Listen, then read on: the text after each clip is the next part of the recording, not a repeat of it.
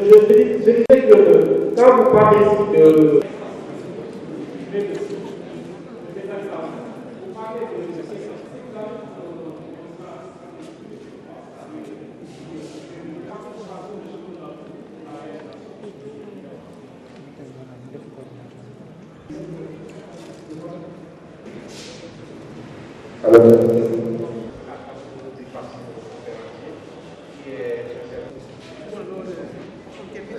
Oui, voilà, c'est ça. Ça y est, vous avez fini. Bon, laissons donc... Je crois que j'ai maintenant... Mais le désenclavement, ce n'est pas simplement la construction de routes. Ça va au-delà. La communication, les télécoms. Vous voyez, tant qu'on n'a pas réglé un des piliers, l'électricité, ah oui, c'est difficile d'envisager d'avoir un ordinateur au niveau de la communauté rurale et de communiquer avec le monde entier. Ça fait partie des aspects du désenclavement. Mais je disais également que nous n'avons pas de route de production, de piste de production. Ah oui, donc si on produit, il n'y a pas de piste de production, bien c'est un problème d'écoulement qui va s'opposer. Il y avait le bateau qui jouait un rôle central, un rôle économique central pour cette communauté rurale. Depuis que ce qu'on a tous connu est arrivé, ah oui, mais à l'époque, tous les produits de la communauté rurale de Moulom, ça se consommait ici au niveau du port, là.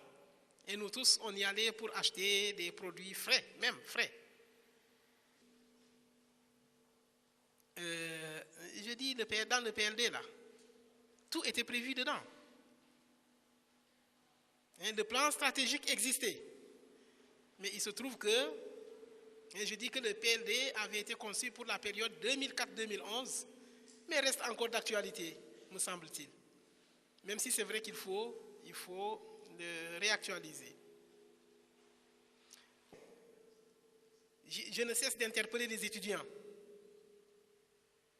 Choisissez vos sujets de mémoire, choisissez vos sujets de thèse dans votre localité, dans votre communauté rurale, dans votre département, dans votre région. Nous, on a beaucoup travaillé pour les autres régions du Sénégal. Ah oui, mais parce que les bailleurs de fonds, ils ne prendront jamais le risque de mettre leurs sous là où il n'y a aucune information scientifique. C'est un gros risque pour eux. Mais plus on génère des connaissances, des informations, plus une zone est riche en informations scientifiques, plus ça peut attirer les partenaires financiers parce que c'est la sécurité pour eux. Donc de ce point de vue, je crois que, et c'est pour ça que j'ai terminé en disant, à nous d'agir ensemble, nous tous, chacun dans son domaine, mais agissons aussi collectivement. Je crois que c'est à ce prix seulement qu'on pourra changer les choses au plus vite et au mieux au niveau de cette communauté rurale. Et encore une fois, j'insiste sur le fait que c'est tout à fait envisageable, c'est tout à fait possible, parce qu'en réalité, le potentiel est là. Que la salle qui devrait être pleine ne l'est pas. Comme il l'a dit au début de son intervention, il y a eu simplement confluence de pas mal d'activités, notamment politiques, qui nous ont privés d'une partie importante des ressources humaines dont on parlait tant. Mais il faut se réjouir d'avoir déjà dans nos rangs des personnalités de ce niveau.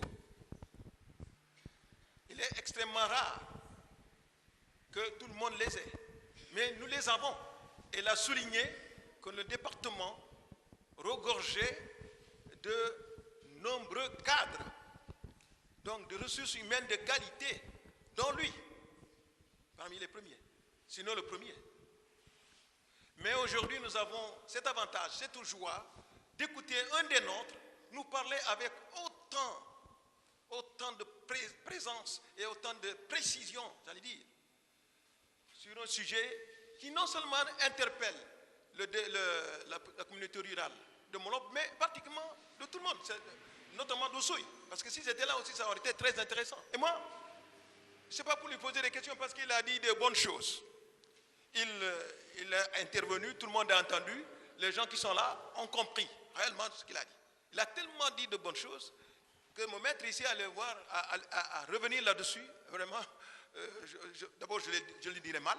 Est-ce que nous, qui avons de l'ouverture, avons pris ombrage de cette ouverture pour profiter notre localité de nos connaissances? N'avons-nous pas tendance à nous recroqueviller sur nous-mêmes, comme d'ailleurs souvent ça se passe dans notre localité? N'importe quoi. N'avons-nous pas cette tendance à ressembler à nos tares ancestrales pour éviter, pour ne pas vraiment faire profiter notre zone de nos connaissances?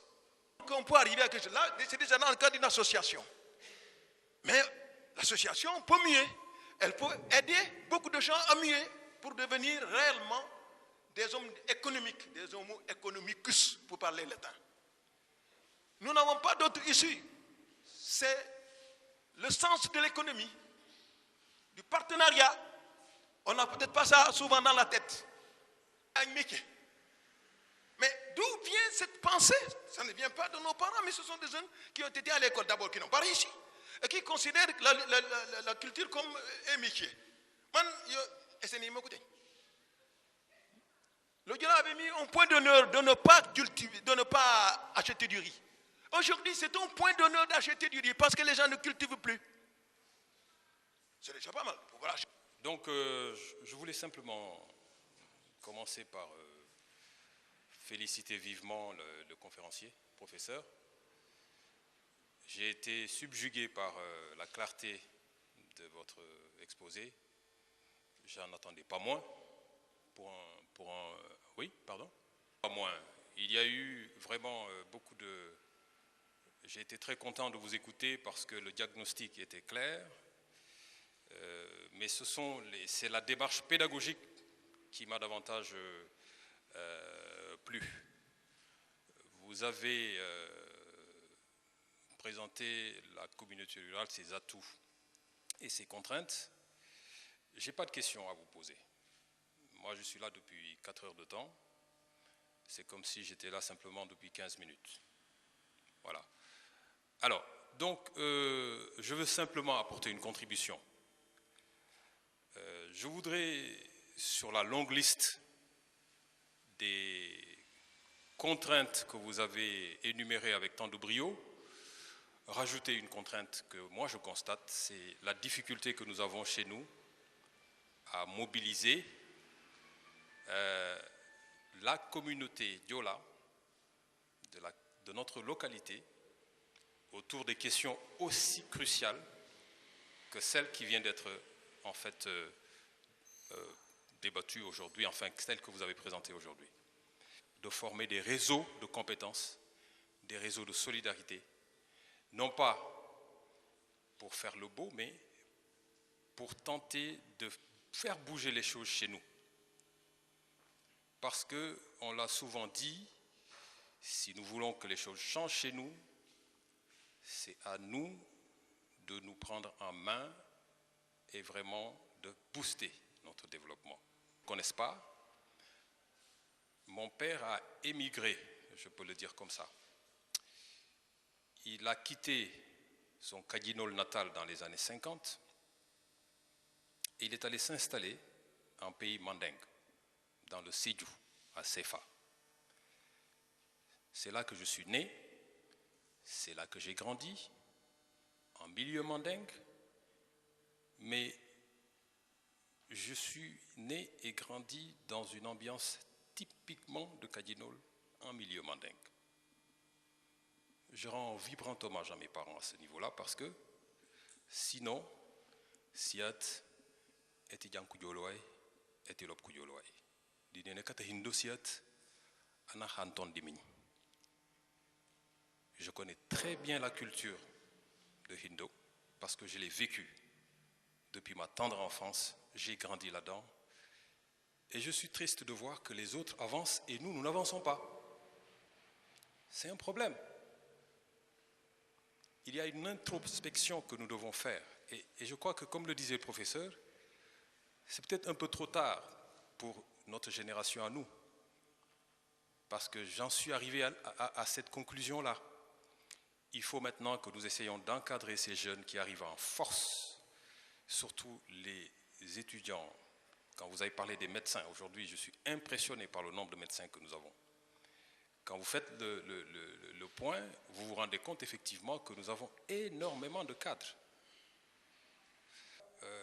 Cette difficulté majeure à mobiliser notre communauté à laquelle il faut qu'on réfléchisse. Ce n'est pas normal qu'une conférence comme celle-là soit préparée depuis des mois et qu'au finish, on se retrouve ici à moins de 50 personnes. C'est pas possible. C'est inacceptable. De toute façon, nous agissons aujourd'hui au plan national. Si les gens ne sont pas intéressés, personne ne mettra des efforts pour une communauté qui n'est pas intéressée, qui ne veut pas se développer. Qu'est-ce qui, dans notre culture Diola, peut être facteur de développement? Je répète la question. Ça peut être l'objet d'une prochaine conférence. Qu'est-ce qui, dans notre culture de Diola, peut être facteur de développement? Ou l'inverse. Le secteur agricole que je connais le mieux. Quand je suis arrivé jeune ingénieur dans la vallée du fleuve, j'étais à Bakel, aux confins de Bakel. J'ai passé 4 ans là-bas. Je parcourais les villages depuis Gandé, Tuabou, Manaël jusqu'à Sénédébou. Je passais la nuit dans les villages. Ce que j'ai constaté là-bas, c'est la mobilisation forte de la communauté expatriée, parce que c'est une zone à fort taux d'émigration.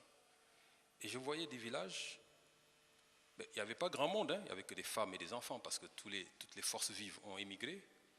Je voyais des infrastructures, des écoles, des dispensaires, il y avait de l'électricité. Vous voyez des maisons, vous entrez, c'est carrelé. Et les Tambacounda, je faisais les villages et je m'amusais à regarder ce qui se passait. Je partais jusqu'à Hindo. À l'époque de la catastrophe entre Oussouye et Hokoyebe, c'était incroyable. Aujourd'hui, quand on roule, c'est une autoroute, c'est extraordinaire. Il n'y avait pas d'électricité. La nuit, c'est incroyable. On ne peut pas se développer comme ça. Le développement est une question d'investissement. Investissement économique et des ressources humaines, forcément, pour gérer ces investissements-là, de 4e année, sur les budgets des communautés rurales. En 1988, j'ai parcouru 5 communautés rurales. La question de stage était: quelle est la contribution du budget des communautés rurales dans les projets de développement agricole? Pour juste pouvoir regarder ce qui se passait, comment les gens géraient. C'était impossible. J'ai l'impression qu'aujourd'hui, il y a eu beaucoup d'améliorations, mais dans l'esprit, nous ne pourrons pas nous développer si cette culture de transparence, nous ne l'avons pas. Aujourd'hui, en tant que président d'un conseil de surveillance de l'agence ANIDA, qui est l'ancienne agence REVA, que j'ai le privilège de diriger, pas dans le management de tous les jours, mais en tant que président du conseil. Il y a un projet, et là c'est une information que je vais donner à Djito. Il y a un projet que nous sommes en train de mettre en œuvre pour le département d'Oussouye. Et naturellement, je voudrais le tirer vers la communauté rurale de Molombe. C'est une grande ferme agricole. Et qui parle de ferme agricole, parle des 3 systèmes de production. Système de production animale, aquaculture. Mais ma grande préoccupation, et ça c'est une question que je pose sur la table, et j'aimerais avoir une réponse avant qu'on aille plus loin, pas aujourd'hui, pas aujourd'hui, mais dans le temps, je me rapprocherai de qui de droit pour qu'on ait des réponses pour que demain, je ne tire pas ce projet vers là-bas et que ça ne marche pas. Là, cette communauté rurale a mobilisé les forces, les femmes, les jeunes, les moins jeunes, pour développer une ferme qui va de 50 à 100 hectares. Une des sous-questions est de savoir, est-ce que nous avons dans un espace, dans une zone, eh bien, 50 hectares d'un seul tenant, par Africaire, avec la participation évidemment de l'agence. Il s'agit d'une ferme, pour ceux qui connaissent Porto Novo, la ferme Songhai. À Porto Novo, il y a une ferme qui a été montée par un prêtre. D'ailleurs, il arrive la semaine prochaine, mardi, il est là, on va le recevoir, le prêtre. Et qui, depuis plus de 40 ans, eh bien, a développé un modèle de ferme qu'on aimerait voir chez nous, centrale, que vous avez posé, celle de la commercialisation des produits. Mais le modèle que nous avons à l'agence, c'est quoi? Vous n'allez pas produire et puis vous gratter la tête et dire comment je vais vendre. Vous produisez ce que vous avez déjà vendu. Si vous décidez d'une spéculation de piment, c'est parce que vous avez un client qui a déjà acheté ce piment-là.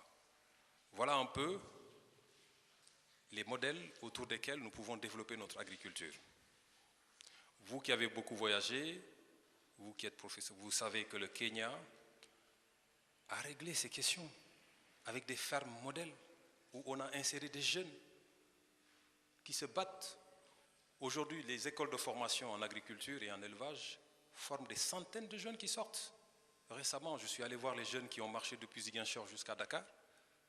Ces jeunes farceurs qui veulent être insérés dans la fonction publique, je suis allé les voir. D'abord, ils ont mobilisé le ministre de la fonction publique, le ministre de l'Agriculture, puis mon ministre a voulu y aller, je lui ai dit, tu n'y vas pas. Et toute la République a se prosterner devant des jeunes qui, en fait, ne veulent pas travailler.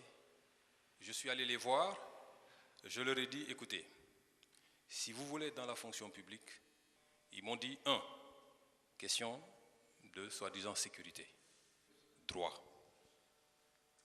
On a débattu des deux questions de leur non-pertinence, parce que si c'est une question de droit, il y a des ingénieurs qui sortent aujourd'hui qui ne sont pas insérés, ils sont des centaines. Et d'ailleurs, dernière question que je veux poser au professeur, puisque nous avons déterminé tous les piliers pour le développement de notre communauté rurale. Alors aujourd'hui, comment vous comptez nous accompagner, Guido, dans la réalisation de ces piliers-là en action?